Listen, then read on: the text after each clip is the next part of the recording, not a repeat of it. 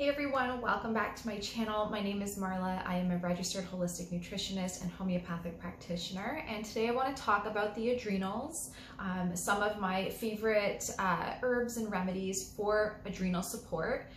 This specific endocrine gland or glands are, in most people in my opinion, overworked, completely fatigued, exhausted, out of balance. Because we live in such a fast-paced world, we never really truly rest. The majority of us are go, go, go. We're stressed out about something, whether it's finances or our job or every other deadline we need to meet.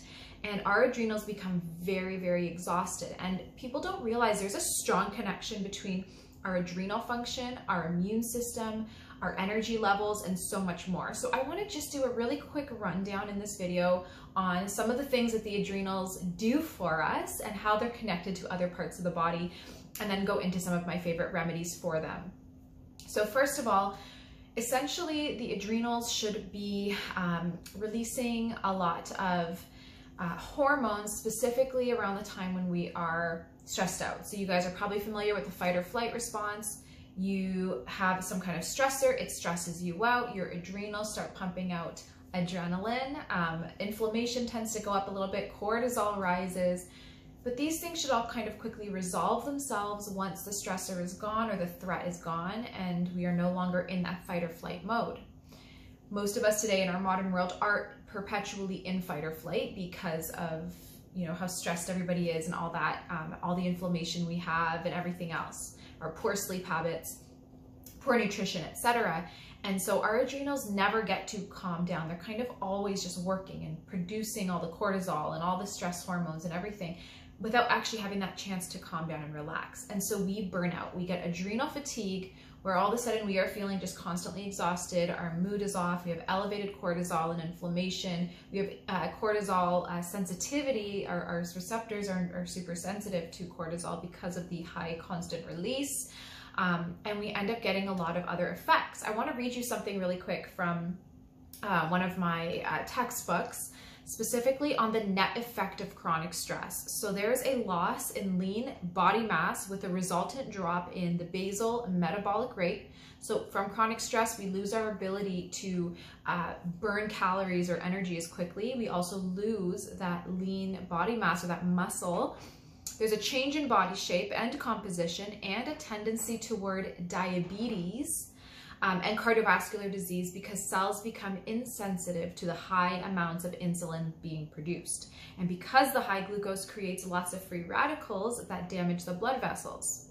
This is called the allostatic load. In addition to being a stress hormone, cortisol is also a natural anti-inflammatory. It suppresses the immune system and inhibits prostaglandin production.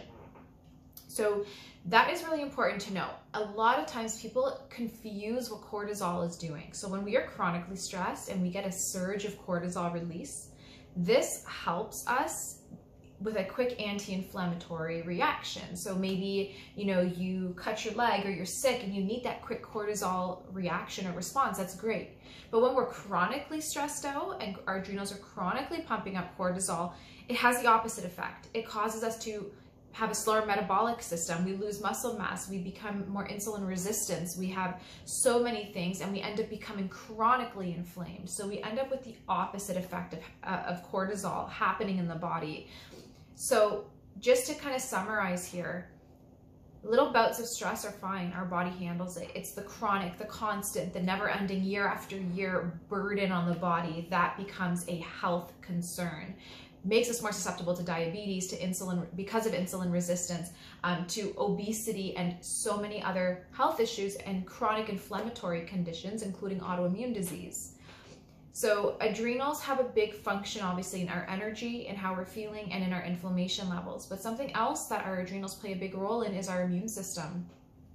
When our adrenals are like vitally depleted and we're exhausted, we lose our vital force. And our vital force is part of our immune system that helps us to fight back and push back against not just pathogens and cancer cells, but disease itself. When we lose our vital force, we literally lose our vitality. We are exhausted, we're depleted, we don't feel good. We just don't have any vitality left. Now, because our adrenals are a endocrine or hormonal organ, they also are going to affect our hormones. So they're not just affecting our stress hormones, but they actually affect the estrogen and progesterone and testosterone side of things. So it can play a huge role in female menstruation and in male testosterone production. DHEA is produced by the adrenals. It is responsible for protein synthesis and secondary sexual characteristics. DHEA becomes important to women during menopause as it can be converted into peripheral adipose tissue and then into estrogen and progesterone. So obviously during menopause, our ovaries are no longer secreting estrogen and progesterone. So DHEA is going to help us maintain some of this production. It also is important to men in addressing the testosterone and estrogen imbalances that occur with aging as well. So if you have low DHEA because of adrenal fatigue, that's not a good thing. That's not a good sign. And you want to make sure that you're supporting that and regulating that by supporting the adrenals. Adrenal fatigue is also then, as a result, going to affect our entire cycle. So if you are adrenally fatigued, exhausted, have elevated cortisol, and then as a result have insulin resistance, at least to some degree, and poor metabolic function and everything else, and weakened immunity, you are going to have completely out of balance a hormonal system. And so when I work with clients, always a big core part of our protocol is supporting the adrenals and supporting the cortisol production, because if we don't bring cortisol down in someone who has it elevated, there's going to be so many health issues with your hormones and with your symptoms. A lot of symptoms, there's so many that I can't even cover. You guys can Google this, but sorry, there's construction also in the background. So that's what that little beeping or banging sound is. But you guys can Google the symptoms of adrenal fatigue. Here are a few. If you're sweating at night, like excessive sweating, that's very often elevated cortisol. If you're waking up every single day, never miss around 3 a.m. or 2 a.m., like pretty consistently, and then have a hard time falling back asleep, elevated cortisol and adrenal issues. If you have difficulty falling asleep or staying asleep, if you have insomnia, if you have high anxiety, if you are exhausted, like just so depleted, if you have weakened immune system, if you find that you can just gain weight so easily, especially around the abdomen, if you cannot tolerate sugar or carbs to any degree without some kind of flare or symptom. I'm trying to think, there's literally so many. If you are also feeling like you're strung out or irritable, or you can go from 0 to 100 with your mood really quickly, that's adrenal related as well.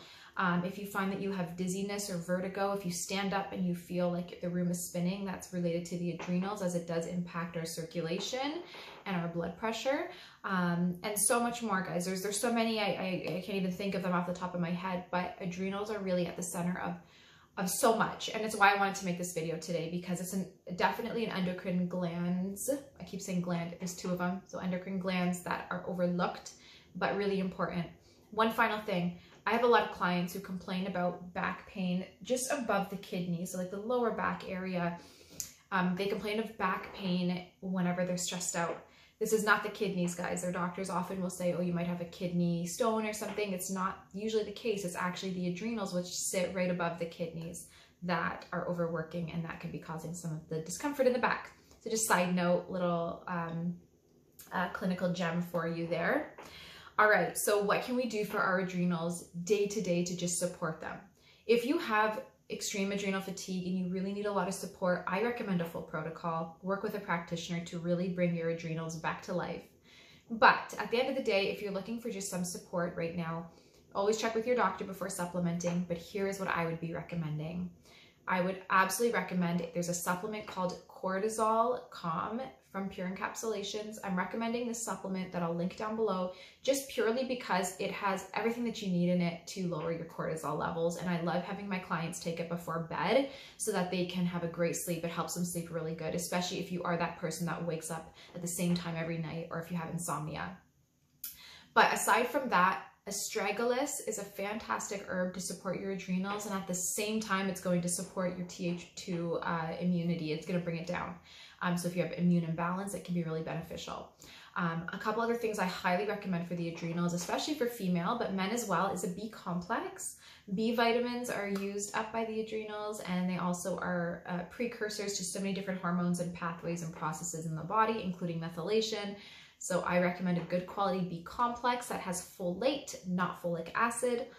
A couple other things that you can really support your adrenals with is vitamin C. Now, this isn't something I say just take every day, but if you get some really good vitamin C rich foods in daily, you should be good to go with that. A few other supplements you could look into would be medicinal mushrooms. I am obsessed with reishi because it actually is amazing at controlling blood sugar, which is something that becomes affected when the adrenals are out of balance or when you have too much cortisol. But at the same time, it does help support your adrenals and give your body some energy. So reishi is fantastic. I also really am a huge fan of maca, which is a great herb that you could take to support, it's technically a root, a maca root, that you can take to support your adrenals as well. Now, I'm not giving specific dosages. Always follow your bottle dosage unless your practitioner is recommending otherwise. And the last thing I would really recommend is an adrenal glandular. There's one called HAD from Genestra, and it's going to stimulate the adrenal gland and really support them and bring them back to function. There's a lot of other supplements and things that you could take. Black currant bud, which is a phytogen, is so incredible, also known as ribes nigrum, to support your adrenals, to prevent things like seasonal allergies, which are directly connected with adrenal function. They also reduce histamine, things like that, and will give your body some energy. But those are my recommendations. I think doing something for your adrenals every day, whether it's medicinal mushrooms or adding maca to a smoothie, maybe taking an adrenal glandular, something like that can be really beneficial. And then of course that B complex. I hope you guys found this video helpful. If you have any questions at all, you can leave them in the comments for me, and I will talk to you in my next video. Bye.